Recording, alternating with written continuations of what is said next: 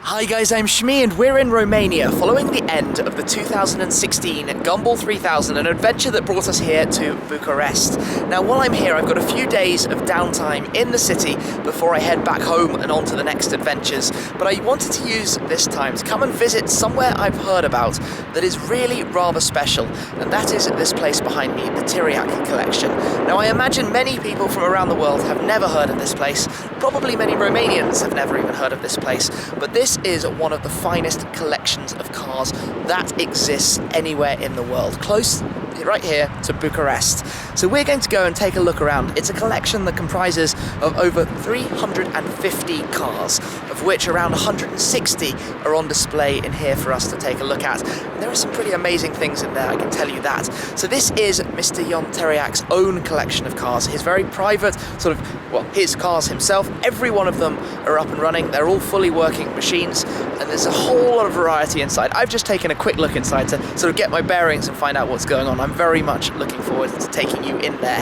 Mr. Tiriac himself, he was a tennis player. He went on to be Boris Becker's manager, and more recently has done all sorts of businesses in Romania and a lot of things in the automotive industry, sort of dealerships and that kind of thing. So he's a big car guy. It's actually his birthday the day after I'm filming this, as it happens. But we're going to go inside. It's a museum that's open to come and visit if you're ever in the area. But we're going to go and have a look, and I'll give you some highlights to what's going on. And you can take my word for it right now, there is some amazing stuff in here. So let's head in and have a look at the Tiriac Collection.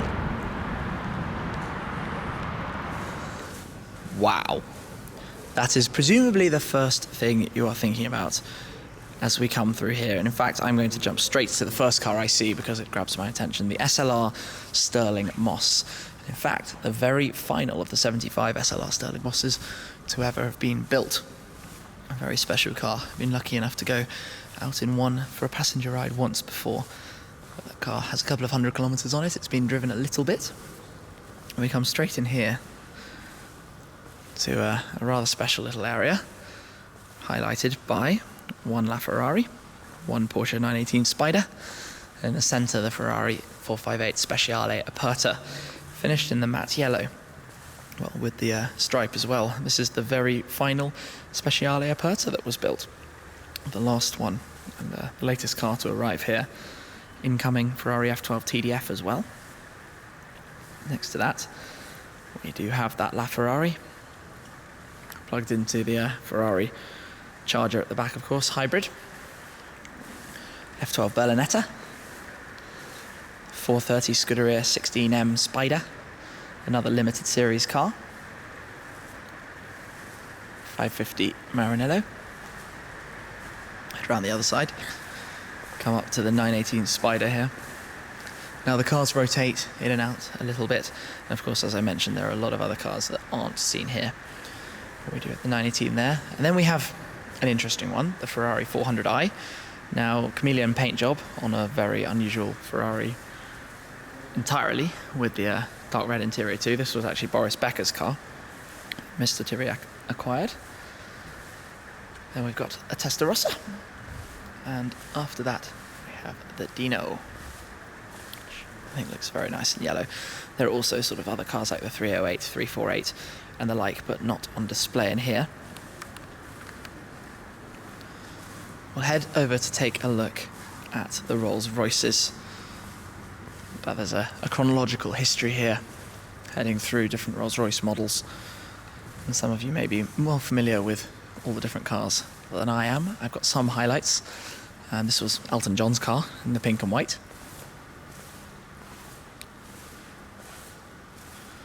What a sort of pretty comprehensive history here. A lot of special cars, and we've got some Mercedes cars down the other side too.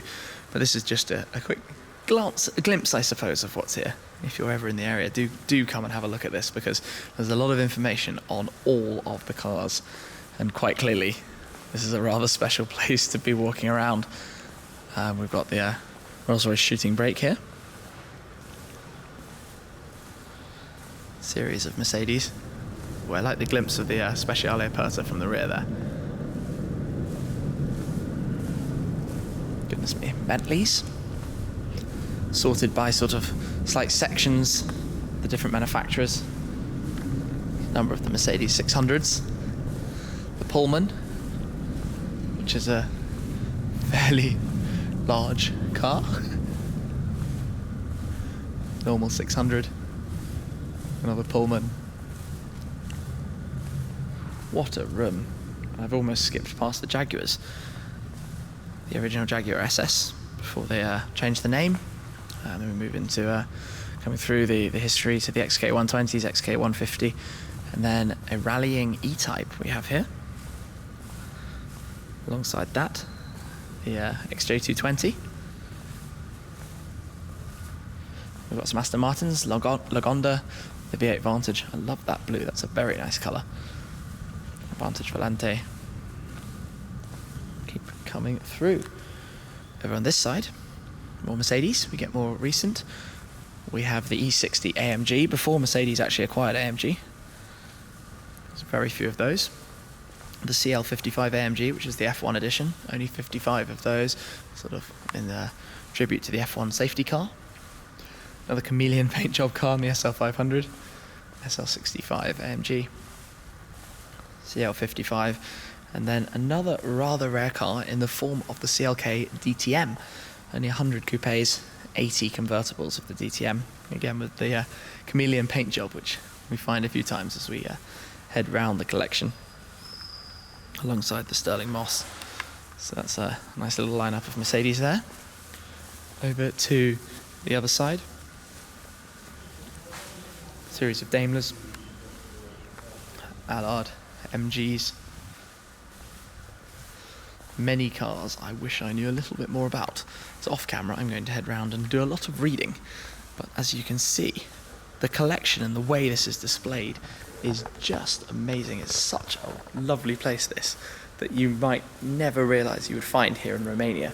So it's awesome to be here taking a look around and just seeing all the cars. And obviously, like I said, they're all running. These cars all go out every now and then, all get driven, all running flawlessly. So it's really rather special, and this is slightly under half of the entire collection. So we'll continue around now to the outside ring. In front of me, well, we're in the land of American cars. We've got a number of the earlier generations of Corvettes. Bubble cars. Messerschmitt that I'm told is worth $100,000 or so. That's a Pebble Beach class winner at some point. BMW Dixie, BMW's first car after they moved out of the sort of plains side of things. And we've got the Isetta, which of course I think looks really quite nice actually. That looks quite cool. On the left, I should come over here, we've got some Mustangs. Cobra replica, but the colour is lovely, deep purple. Going through some more Ford's American vehicles. There's even a Beetle. That's the sort of variety of the collection here. And on this side, we've got some Porsche Speedsters. I should have pointed out 356A, 356B. We've got the new Speedster, the Urraco, Diablo, Maserati Ghibli. Keep wandering through. It's just an eclectic but lovely, lovely selection of cars. And I'll come all the way through to the tractors and the bikes. I don't know too much about the bikes that I'm looking at. Willie's Jeep. Vespas in the collection. All sorts of different things. Harleys.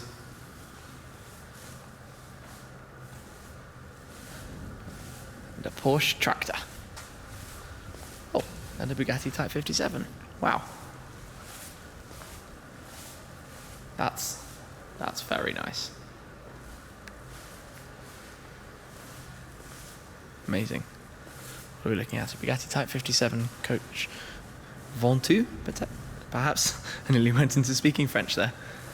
What a line. I'm going to whiz back up here and take a look around the final section. Popcorn wagon, that's a little bit different. Along here the American theme continues. This is a rather special Duesenberg from the 1930s. And check this out, 1930s, 265 horsepower. And I'm told that this car was $20,000 then. That was sort of the equivalent of buying 20 flats in New York to buy it new. So think about that in modern terms. This was significantly more expensive then than the Chiron or Regera are now. A very, very special car, very rare, and again one that still runs perfectly. Keep wandering through, having a look at everything in here.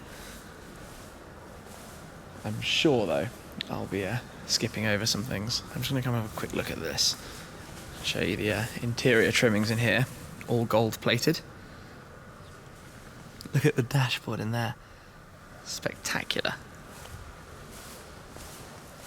That was a Stutz Black Hawk, not something I'm familiar with, but just continue through. Yes, so like I was saying, I'm sure that there are cars in here you'd love to know more information about, but you'll have to come down and have a look for yourselves. And I'm sure there are also things that I perhaps should have focused the camera on. I regularly get told that I'm skipping out showing something in a video. And I wish I could know everything about everything, but there are a lot of cars here, and I'm afraid I don't know too much about all of them. What I can do is give you a quick glance at what we've got. And the things I do know about, because this place is absolutely marvellous as we get to the sort of 100-year-old cars here. Classic car garage, as the sign behind me says. In fact, this one I think looks really nice, the Ford Model T Speedster. Good old 20 horsepower back in 1914. I was told it was the first sort of sports car, the first open convertible sports car to drive. Alongside here, the original, well, sort of 1920s Model T as well, the more, I guess, famous shape. But yeah, Scottish taxi, Beardmore.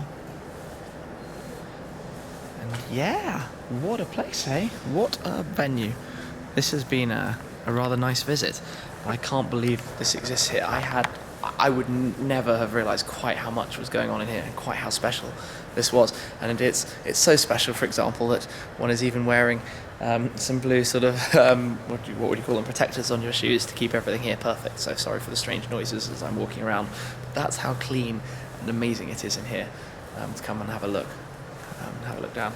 There's just a small charge to come in as well, so it's a fantastic place to come and have a look at. What a visit. What a visit.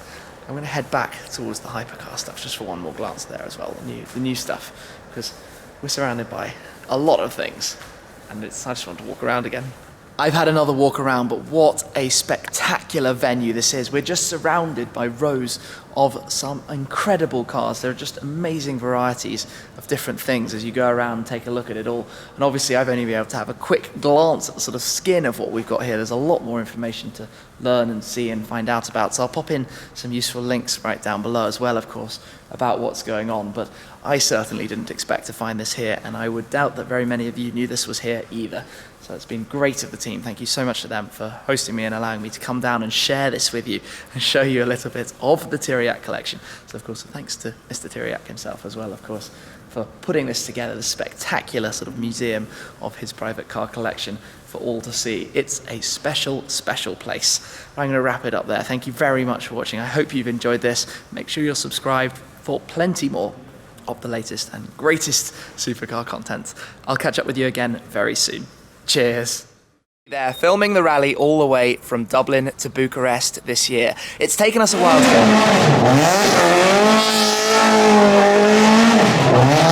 Who are these four guys? Well, we're joined by Joe, Ben, and Jason.